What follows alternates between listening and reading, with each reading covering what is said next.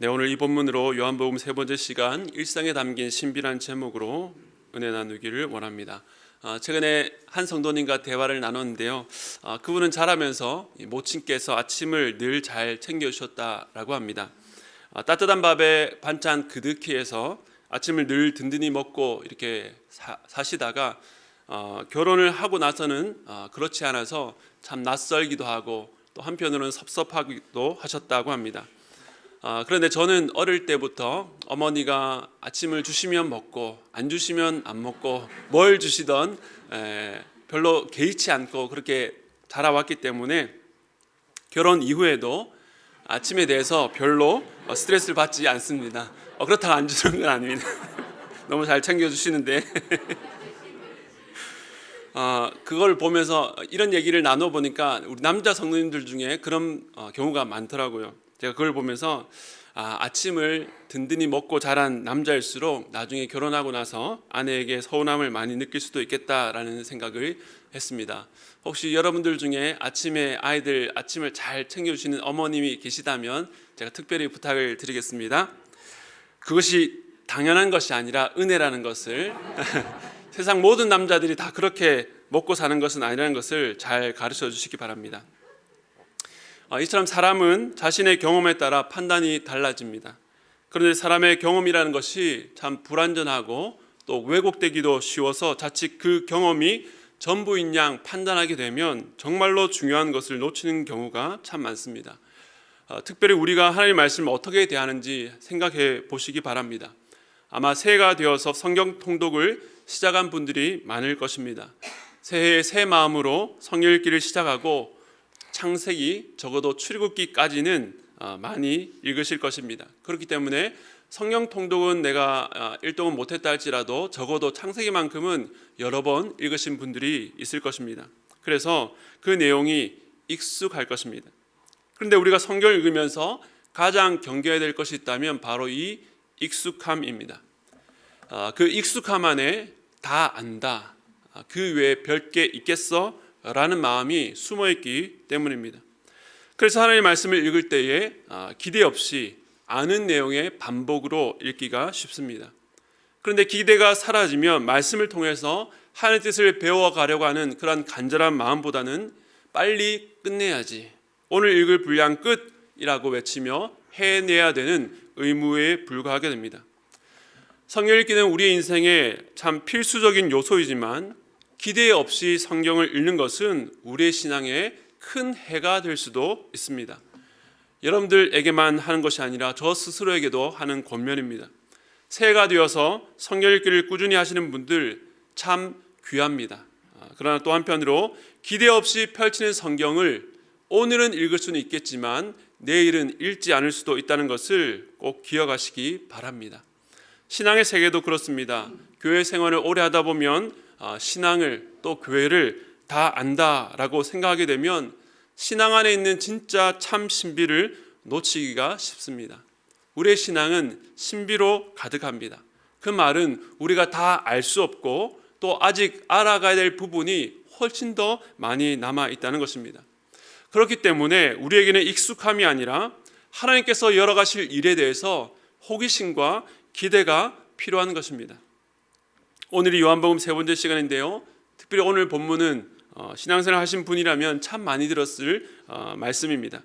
하지만 이 시간에 성령께서 이 말씀 안에 담긴 신비를 우리 모두에게 펼쳐주시기를 간절히 소원합니다.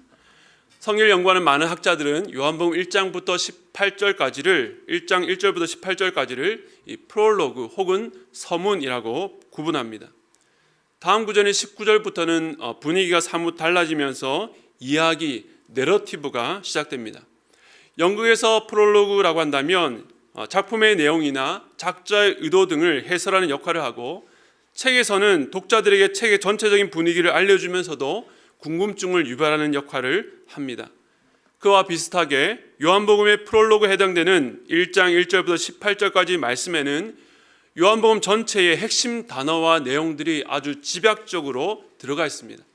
그렇기 때문에 간결하고 짧은 이 문장 속에 참으로 심오한 의미가 담겨 있는 것이죠. 우리 그러한 기대감을 갖고 14절 말씀 다시 한번 읽어보겠습니다. 함께 읽겠습니다. 시작. 우리가 그의 영광을 보니 아버지의 독생자의 영광이요 은혜와 진리가 충만하더라. 아멘. 여기서 말씀이라는 단어가 지난 1절에 나오고 처음으로 다시 등장하는데, 우리가 아는 것처럼 말씀은 창조 이전 태초부터 계셨고 하나님과 함께 계셨으며, 이 말씀이 곧 무한하시고 영원하시고 전지전능하신 하나님입니다. 그런데 그 말씀이 육신이 되었다라고 말합니다. 여기서 육신이라는 단어는 헬라어로 사르스인데 몸 혹은 육체를 뜻합니다. 성경의 다른 본문에서는 죄된 육신의 경영을 가진 몸을 말하기도 하지만, 오늘 이 본문에서는 초월적이고 초자연적인 존재와 대비되는 인간의 유한한 인간의 존재를 대표하는 의미에서 몸을 뜻합니다. 육신을 뜻합니다. 그래서 말씀이 육신이 되었다라고 하는 것은 성자 하나님께서 사람이 되신 성육신을 말합니다. 성육신이라고 할 때에 제일 첫 글자 한자로 성이라고 하는 단어가 거룩할 성, 거룩한 육신을 말하는 것이 아니라 이룰 성을 써서 그저 육신이 되셨다라는 의미입니다. 이 말씀은 우리가 많이 들어와서 사실은 굉장히 익숙하지만 사실은 매우 충격적이면서 우리의 머리로 이해가 불가능한 말씀입니다. 무한하신 하나님께서 유한한 인간이 되셨다, 창조주가 피조물이 되었다는 것은 도저히 상상할 수 없는 일입니다. 그래서 이 이해할 수 없는 일에 대해서 초대 교회 때는 이해해 보려는 여러 가지 시도와 주장이 있었습니다. 초대교회 이단 중에 영주주의가 있었습니다. 그들은 영혼은 선한 것, 육체는 악한 것이라고 하는 이분법적인 세계관을 갖고 있었기 때문에 거룩하신 하나님이 악한 육체에 거한다는 것을 받아들일 수 없었습니다. 그래서 가연설이라고 해서 예수님의 육체는 진짜 육체가 아니라 우리의 눈에 보기에 육체로 보일 뿐이고, 그래서 예수는 사람이 되지도 죽지도 않았다라고 주장을 해서 이단으로 정죄되었습니다. 또 반대 극단으로는 예수님은 처음부터 인간이었고 원래 하나님은 아니었지만 하나님께서 그 예수를 양자로 삼으셨다라고 주장하는 무리들 있었는데, 그들 또한 이단으로 정죄되었습니다. 그 외에도 성육신에 대한 다양한 주장과 이론이 있었습니다. 이런 말 들으니까 머리가 아프시죠? 하나님이 사람이 되었다고 하면 그걸 그냥 받아들이면 되지 왜 못 받아들이지라고 생각하실 수도 있지만, 말씀이 육신이 된다는 것을 이해하려는 다양한 주장이 있었다는 것은 그만큼 그것을 받아들이기가 어려웠다는 증거가 됩니다.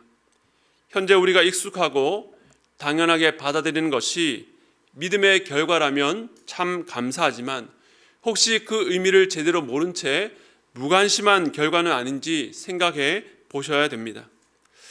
초대교회 교부들 가운데 이레니우스라는 분이 있었습니다. 당시 많은 신학자와 변증가들이 예수님의 성육신을 이론적이고 사변적으로 이해하려고 했을 때에 이 이레니우스는 하나님이 어떻게, 즉 어떤 모양으로 사람이 되셨는가라는 질문보다는 하나님이 왜 사람이 되셨는가라고 질문하면서 성육신을 이해하는 데 하나의 새로운 흐름을 마련했습니다.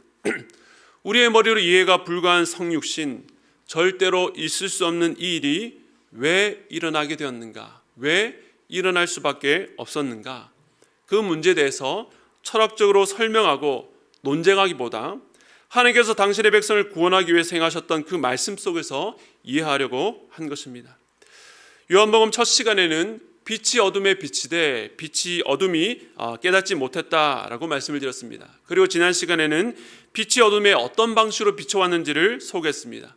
바로 세례요한과 같이 빛을 증언하러 보낸 선지자를 통해서 참 빛은 이 세상에 계속해서 자신을 계시하시고 비춰 오셨습니다. 그러나 자기 땅에 자기 백성들조차 그 빛을 거부하고 거절했습니다. 그런데 이처럼 하나님의 사람을 통해서 하나님의 뜻을 밝히시고 여러 기적을 통해서 그 백성을 구원하셨던 역사, 빛을 비추던 역사에 획기적인 변화가 일어납니다. 그것은 바로 태초부터 계셨던 말씀, 곧 하나님이신 분이 육신이 되어 우리 가운데 거하시게 된 것입니다. 왜 하나님이 사람이 되셨습니까? 어둠 가운데 빛을 비추던 역사를 완성하기 위해서입니다. 그 말씀 안에 있는 생명으로 어둠 속에서 죽을 수밖에 없는 인생들을 살리시기 위해서 오신 것입니다. 도저히 머리로 이해할 수 없고 있을 수도 없는 일이 역사 가운데 일어난 것은 그 방법밖에는 다른 도리가 없었기 때문입니다. 성경에 보면 하나님께서 기가 막힌 방법으로 당신의 백성을 구원하신 기적들이 많습니다. 홍해를 가르시고 백성들을 마른 땅을 걸어 건너게 하신 일, 광야에서 만나를 내리시고 반석에서 물을 내신 일, 하나님의 명령대로 성주위를 돌았을 때에 성벽을 무너뜨린 일, 하늘에서 우박을 내리시고 태양을 멈추셔서 승리를 주신 일, 많은 기적들이 있습니다. 그러나 그 모든 기적들을 다 합해도 비할 수 없는 기적, 모든 기적의 끝판왕을 이루신 기적이 있다면 그것은 바로 성육신, 하나님이 사람이 되신 일이라는 것입니다. 바다에 길을 내신 것처럼 전혀 예상할 수 없는 방식으로 길이 없는 곳에, 길이 될 수 없는 땅에 하나님께서 우리를 구원하시고자 만드신 길, 바로 하나님께서 직접 사람이 되셔서 우리 곁에 오셨던 것입니다. 그런데 여기서 중요한 것은 성육신은 예수님이 사람이 되신 것이지만 하나님 되심을 포기한 것은 아니라는 것입니다. 어디에서 알 수 있습니까? 오늘 본문 14절 첫 부분에 보면 말씀이 육신이 되어 우리 가운데 거하시매 라고 되어 있습니다. 그런데 여기서 거하시매라는 단어가 헬라어로 스케노우라고 거주하다, 장막을 치다 라는 의미입니다. 이 단어는 출애굽기 때에 모세에게 명하여 만드신 그 장막을 치는 것을 떠오르게 합니다. 빛이 어둠에 빛이 돼 어둠이 깨닫지 못하던 역사, 에덴 동산에 아담과 하와가 죄를 범했을 때에 하나님 그들을 에덴에서 쫓아내셨습니다. 그리고 노아 홍수 전에 부패하고 타락한 인간을 향해서 하나님께서 이렇게 말씀하셨습니다. 창세기 6장 3절 상반절 우리 함께 읽겠습니다. 시작.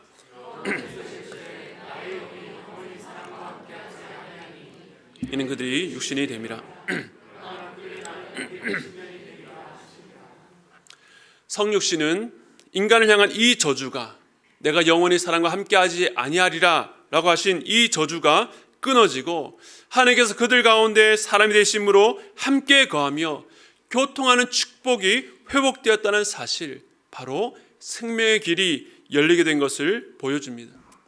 이스라엘에 거룩한 이가 이스라엘 진영 중에 거하면 장막을 치셔서 그들 가운데 거하시며 그들의 제사를 받으시고 그들과 광야에서 동행하셨던 것처럼 예수께서 우리 안에 장막을 치시고 거하신 것, 하나님의 임재 방식의 변화입니다. 그리고 두 번째로 14절 하반절에 우리가 그의 영광을 보니 아버지의 독생자의 영광이요 은혜와 진리가 충만하더라라는 말씀에서 알 수 있습니다. 말씀이 연약함과 한계에 갇힌 육신이 되셨지만 우리는 그에게서 아버지의 독생자의 영광을 봅니다. 요한복음을 보면 예수님께서 자신이 받을 영광에 대해서, 그리고 그 영광의 때에 대해서 중요한 시기에 언급하시는 것을 보게 됩니다. 여기서 영광이라는 것은 세상이 추구하는 돈과 명예와 명성이 화려하고 모든 사람들의 칭송과 찬사를 받는 세상의 영광이 아닙니다. 하나님께서 언제 가장 자신의 영광을 극적으로 드러내실까요? 우리는 창조의 놀라운 역사, 이 자연 속에서 하나님의 지혜와 아름다움을 볼 때에 영광 가운데 계신 하나님을 찬양합니다. 그러나 무엇보다도 하나님의 영광은 죄인인 인간을 구원해 주시는 예수 그리스도의 죽음에서 가장 밝게 빛이 납니다. 바로 어둠과 죽음 가운데 있는 죄인을 구원하시는 하나님의 구원 역사에서 가장 극적으로 드러나는 것입니다. 그 구원 역사가 어떻게 시작됩니까? 바로 하나님의 낮아지심, 예수 그리스도의 십자가로부터 시작되어서 부활과 승천에 이르러 절정에 이릅니다. 이처럼 말씀이 육신이 된 성육신 사건은 예수님의 하나님 되심이 그치지 않되 사람처럼 보이거나 사람인 척 하는 것이 아니라 진짜 사람이 되신 놀라운 사건입니다. 그런데 이 놀라운 사건은 은혜와 진리를 충만케 하는 일이었습니다. 왜 성육신이 은혜와 진리를 충만케 하는 일입니까? 하나님은 창조주와 심판자의 자리에, 죄인인 인간은 심판대에 있어야 됩니다. 그런데 심판자요, 그 심판을 집행하시는 분이 스스로 이 심판대 위에 서셨습니다. 판결을 내리셔야 될 분이 법정에서 유죄 판결을 받는 자리에 오신 것입니다. 예수께서 십자가의 죽으심으로 우리가 받아야 할 형벌을 대신 받으셨기 때문에 하나님의 은혜가 가장 충만해지는 일입니다. 그리고 그저 구원하신 것이 아니라 죄에 대한 대가를 남김없이 다 지불하셨기 때문에 진리가 가장 충만해지는 일입니다. 십자가에서 하나님의 공의와 하나님의 사랑, 하나님의 인자와 자비가 완벽하게 이루어지기 때문에 주님의 성육신에서 우리는 은혜와 진리가 충만한 것을 볼 수 있는 것입니다. 그런데 여기서 충만하다는 것은 이전에 충만하지 않았던 때가 있었다는 것을 말해줍니다. 이에 대해서 17절은 이렇게 말합니다. 율법은 모세로 말미암아 주어진 것이요 은혜와 진리는 예수 그리스도로 말미암아 온 것이라. 율법은 모세로 말미암아 주어졌고 은혜와 진리는 예수 그리스도로 말미암아 왔다라고 말합니다. 그런데 이 말을 마치 구약은 율법 시대, 신약은 은혜 시대라고 이분법적으로 생각하기 쉬운데 성육신 이전에도, 예수님이 이 땅에 오시기 이전에도 은혜와 진리는 있었습니다. 15절에서 세례요한이 내 뒤에 오시는 이가 나보다 앞선 것은 나보다 먼저 계심이라 라고 증언했습니다. 지난주 말씀드렸던 것처럼 참빛이 신약시대에만 비춘 것이 아니라 구약시대의 여러 선지자를 통해서 계속해서 비춰왔다라고 말씀을 드렸습니다. 예수님이 신약시대에만 있었던 것이 아니라 태초부터 존재하셨습니다. 그 예수님께서 구약시대에도 은혜와 진리를 베푸셨는데 그것을 대표하는 것이 바로 율법입니다. 우리 마치 율법은 악하고 복음만이 선하다라고 생각이 쉬운데 예수께서 정죄하시고 바울이 비판한 것은 율법 자체가 아니라 그 율법에 대한 인간의 오해였습니다. 우리는 율법을 다 지킬 수 있고 그 행위로 말미암아 우리가 의로워질 수 있다라고 생각했던 것, 영생을 가질 수 있다라고 생각했던 그 오해를 경계하고 정죄했던 것입니다. 죄성을 가진 인간이 율법을 다 지킬 수 없지만 율법은 하나님의 백성에게 은혜와 진리의 통로였던 것은 분명합니다. 율법을 통해서 하나님이 어떤 분인지를 계시하셨고 율법을 통해서 죄인인 인간이 하나님께 나아가 제사를 드리고 죄를 용서받을 수 있었습니다. 구약의 하나님의 백성들은 이런 율법의 의식과 규례를 통해서 은혜를 누리고 진리를 알아갔던 것입니다.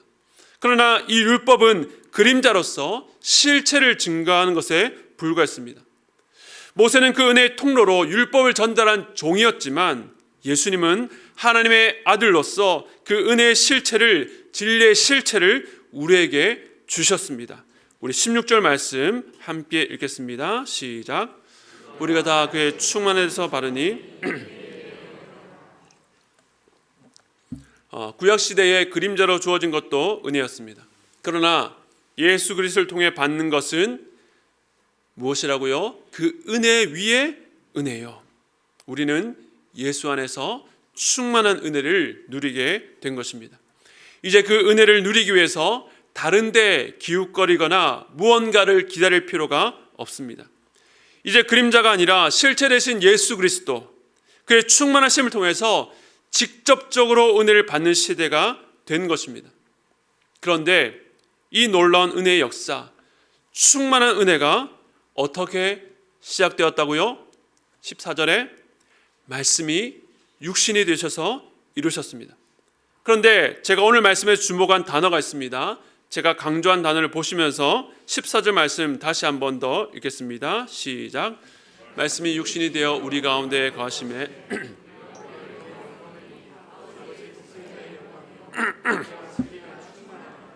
아멘. 말씀이신 예수님이 2000년 전 말구유에 태어나셔서 당시 갈릴리 지역에 거주하시면서 3년간 사역하셨습니다. 하나님의 뜻을 전파하시고 복음을 증거하시고 또 여러 가지 기적들도 행하셨습니다. 그런데 모두가 그 속에서 아버지의 독생자의 영광, 은혜와 진리가 충만한 것을 본 것은 아니었습니다. 여기서 영광이라고 해서 아까 말씀드린 것처럼 외적인 아름다움이나 광채, 사람들을 압도할 만한 능력과 권세를 말하는 것이 아닙니다. 이사야 53장 2절은 예수님에서 이렇게 말씀하고 있는데요. 우리 함께 읽겠습니다. 시작. 주 앞에서 살아나기를 연한 순 같고 마른 땅에서 나온 뿌리 같아서 고운 모양도 없고 풍채도 없은즉 우리가 보기에 흠모할 만한 아름다운 것이 없도다. 우리가 보기에 흠모할 만한 아름다운 것이 없도다. 이 세상의 영광, 사람이 좋아하고 추구하는 그 세상의 아름다움의 관점으로 보면 예수님은 전혀 매력적이지 않았습니다. 오히려 보잘것없고 볼품 없었습니다. 요한복음 11장에 보면 예수님께서 죽은 나사로를 살리시는 놀라운 사건이 기록되어 있는데요. 예수님께서 죽은 나사로를 살리러 가시기 전에 이렇게 말씀하셨습니다. 요한복음 11장 4절인데요. 제가 읽겠습니다. 예수께서 들으시고 이르시되 이 병은 죽을 병이 아니라 하나님의 영광을 위함이요 하나님의 아들이 이로 말미암아 영광을 받게 하려 함이라 하시더라. 죽은 나사로를 살리는 일은 얼마나 영광스럽고 대단한 일입니까? 하나님의 아들 예수님께서 그 능력과 권세를 보이심으로 영광받기에 충분한 일이 아닙니까? 그러나 놀랍게도 이 일을 듣고 직접 보았던 당시의 유대인들, 종교 지도자들의 결론을 보십시오. 요한복음 11장 52절은 이렇게 말합니다. 함께 읽겠습니다. 시작.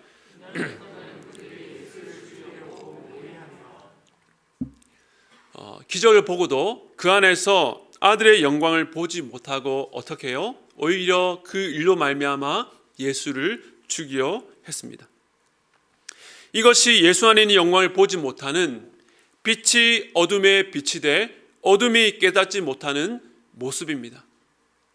도대체 왜 이런 일이 일어날까요? 고린도후서 4장 4절은 우리에게 이렇게 말합니다. 우리 함께 읽겠습니다. 시작. 그 중에 이 세상의 신이 믿지 아니하는 자들의 마음을 혼미하게 하여 그리스도의 영광의 복음의 광채가 비치지 못하게 함이니 그리스도는 하나님의 형상이니라. 이 땅에는 사람들의 마음을 혼미케 하여 그 영광의 복음의 광채가 비치지 못하게 막는 일이 일어나고 있습니다. 그렇기 때문에 복음이 우리에게 전해지고 말씀이 육신이 되어 우리의 구원을 위해서 이루신 놀라운 영광, 은혜와 진리가 충만한 모습, 은혜 위에 은혜가 더해지는 놀라운 사실이 믿어지고 그 영광을 볼 수 있는 것은 누구에게나 자연스럽게 일어난 일이 아니라는 사실입니다. 여전히 이 땅은 어둠의 영이 이 세상 사람들의 눈을 가립니다. 때로는 우리의 눈을 가리기도 합니다. 그렇기 때문에 사도 바울은 이렇게 기도합니다. 에베소서 1장 18절 함께 읽겠습니다. 시작. 너희 마음의 눈을 밝히사 그의 부르심의 소망이 무엇이며 성도 안에서 그 기업의 영광의 풍성함이 무엇이며. 그렇기 때문에 바울은 성도들의 눈이 밝아지기를 기도합니다. 오늘 14절의 말씀처럼 우리가 그의 영광을 보니 라고 하는 마음의 눈이 밝아져 말씀이 육신이 된 그 일 속에서 하나님의 영광, 은혜와 진리가 충만한 것을 보기를 기도하는 것입니다. 우리가 보고 싶다고 보여지는 것이 아닙니다. 우리가 이제는 보겠다고 결단한다고 해서 볼 수 있는 것도 아닙니다. 18절 말씀 읽겠습니다. 시작. 본래 하늘 본 사람이 없으되 아버지 품속에 있는 독생하신 하나님이 나타내셨느니라. 아멘. 우리는 볼 수 없는 자였습니다. 구약에서 하나님을 본다는 것은 곧 죽음을 의미했습니다. 죄인된 인간이 지극히 거룩하신 하나님 앞에 감히 설 수 없기 때문입니다. 하지만 아버지 품속에 있는 독생하신 하나님이 어떻게 해요? 나타내셨느니라. 볼 수 없는 우리를 위해서 말씀이 육신이 되어서 우리 가운데 나타내셨습니다. 이 나타내셨다라는 단어는 설명하다, 알리다 라는 뜻을 갖고 있습니다. 주님께서 우리의 같은 모습으로 이 땅에 오셔서 친히 알려주시지 않았다면 우리는 절대 볼 수 없었는데 주님의 은혜로 우리에게 그것을 드러내셨습니다. 주님의 구속 사역은 2000년 전에 이미 마쳤습니다. 그러나 볼 수 없고 들을 수 없는 자였던 우리를 향해 보게 하시는 사역, 눈을 열어주시는 사역은 계속되고 있습니다. 그런데 그 사역을 어떤 방식으로 해 나가실까요? 저는 오늘 말씀에서 하나님의 놀라운 방법을 발견하게 됩니다. 그 방식은 바로 말씀이 육신이 되는 방식입니다. 우리는 의아해합니다. 왜 힘으로, 권력으로, 능력으로, 강함으로 보여주지 않고 굳이 육신이 되는 방식으로 하시는가? 예수께서 이 땅에 오실 때에 왜 당시 가장 강대국의 모든 것을 다 가진 왕자로 오시지 않고 세상에 거들떠보지도 않는 말구유에 태어나셨는가? 사람들이 그 주님을 때리고 침뱉고 옷을 뺐을 때에 왜 아무런 권위가 없는 자처럼 당하기만 하셨는가? 왜 십자가에서 죽는 비참한 방식으로 일하셨는가? 십자가에 달려 계실 때에 당신이 하나님의 아들이거든 내려와 당신 자신부터 구하라. 당신은 거짓 메시아다라고 외칠 때에 왜 주님은 침묵하셨는가? 우리는 이해할 수 없습니다. 주님께서는 당신의 구원 사역을 세상이 동경하고 인정할 수밖에 없는 방식으로 행하시지 않았습니다. 오늘날 믿지 않는 자들이 하나님이 살아있다면 보여줘, 나 보라 그래 라고 할 때에 딱 나오셔서 그 콧대를 꺾어주시면 얼마나 좋을까 생각하지만 하나님은 그런 방식으로 일하시지 않습니다.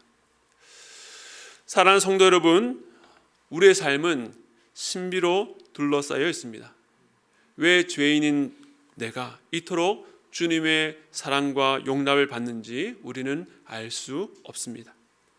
그런데 그 신비가 우리에게 어떻게 주어진다고요? 주님께서 어떻게 일하십니까? 말씀이 육신이 되어 우리 가운데 거하심의 방식으로 일하십니다. 전능하신 하나님이 평범한 인간의 몸으로 오셔서 놀라운 구원의 역사를 이루셨습니다. 하나님의 신비가 우리의 눈으로 보기에 평범한 육신에 숨겨진 채로 다가와서 이루신 것입니다. 그런데 일반 사람들은 그 육신에서 말씀을 발견할 수 없습니다. 평범한 속에 감추어진 신비를 볼 수가 없습니다. 그러나 하나님께서 그 마음의 눈을 열어 보게 된 자들은 그 신비를 누리며 살아갈 수 있습니다. 평범하고 볼품없어 보이는 일상 안에 담긴 신비를 찾아내고 그 속에서 충만한 은혜와 진리, 은혜 위에 은혜가 부어지는 것을 누리고 살아갑니다. 제가 한 가지만 예를 들어보겠습니다. 마지막 때 인자가 자기 보좌에 앉아서 모든 민족을 양과 염소로 나누고 오른편 양의 편에 속한 자들에게 나라를 상속하겠다라고 하시면서 내가 줄일 때에 먹을 것을 주었고 목마를 때에 마시게 하였고 나그네 되었을 때에 영접했고 헐벗었을 때에 옷 입혔고 병들었을 때에 돌보았고 옥에 갇혔을 때에 와서 보았다라고 말씀하십니다. 그때에 그 의인들이 깜짝 놀라서 이렇게 묻습니다. 우리가 언제 주님께 그렇게 했습니까? 라고 물을 때에 그 임금이 이렇게 답합니다. 마태복음 25장 40절 함께 읽겠습니다. 시작.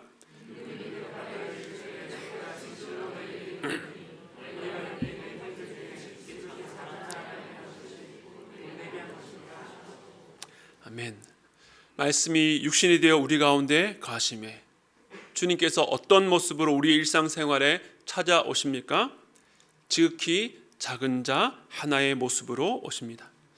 우리 주변에 어디서나 볼 수 있고 흔히 볼 수 있고 너무나도 일상적이고 평범해서 관심을 주지 않고 지나쳐 버릴 수 있는 자들에게 찾아간 친절과 사랑, 긍휼에 대해서 우리 주님께서는 내가 그 섬김을 받았다라고 하십니다. 우리는 일상 속에 내가 돌보고 사랑하고 섬겨줘야 될 사람들 안에서 신비 가운데 있는 예수님을 발견합니다. 성도들이 서로 향해서 베푸는 사랑의 섬김, 격려와 위로에서 주님의 위로와 만지심을 경험합니다. 사람 차원을 넘어서는 위로와 사랑, 그것이 바로 그리스도의 몸된 교회 안에서 누리는 교제의 능력입니다. 어떻게 이런 일이 가능합니까? 우리의 사랑 위에 신비한 하나님의 사랑이 담기기 때문입니다. 여러분의 가정에서 배우자를 향해서, 자녀를 향해서 부부의 정으로, 부모와 자식 간의 정으로서가 아니라 예수 그리스도의 신비한 사랑이 우리를 통해 흘러나갈 때에 치유와 회복이 일어나는 것입니다. 그러니 신자의 삶은 결코 무료하거나 나른할 수 없습니다. 우리의 눈을 열면 일상, 그 평범 속에 숨겨진 신비를 볼 수 있기 때문입니다. 그런데 우리는 구름을 쫓듯 신비를 찾다가 귀중한 일상을 놓칠 때가 얼마나 많습니까? 하나님께서 우리의 삶에 놀라운 은혜를 평범이라는 일상에 담아서 날마다 베풀어 주시고 보여주시는데 우리는 그것을 소중히 여기지 않고 더 큰 것, 더 주목받을 만한 것, 사람들이 우러러볼 수 있는 그 신비를 달라고 요구합니다. 왜 내 삶에는 하늘에서 내리는 만나와 홍해가 갈라지는 기적이 없냐라고, 왜 내 삶 속에 일하시지 않냐라고 불평합니다. 그러나 다시 말씀드립니다. 하나님께서 일하시지 않는 것이 아니라 우리의 눈이 가려졌기 때문입니다. 우리가 세상의 영역 아래 살다 보니 그 시력을 잃고 영적 안목을 놓칠 때가 많습니다. 그래서 삶은 늘 불만족이요 불평입니다. 기대가 사라지고 호기심이 사라진 인생입니다. 말씀을 마무리하겠습니다. 하나님께서는 당신의 신비를 오늘도 평범, 일상이란 글에 담아서 우리에게 무한 제공해주고 계십니다. 그것을 발견한 기쁨을 누리시기 바랍니다. 그러기 위해서는 우리의 눈이 열려 보아야 됩니다. 말씀이 육신이 되어 우리 가운데 거하심에, 이 말씀을 예수님의 성육신, 아기 예수로 이 땅에 오신 사건으로만 보지 마시고 오늘 여전히 여러분의 삶 속에서 그 귀하고 놀라운 말씀이, 그 신비가 평범한 모습으로 임재해 계시는 것을 발견하고 보게 해달라고 간구하시기 바랍니다. 삼시세끼 밥을 먹는 중에도 하나님의 신비는 임재해 있습니다.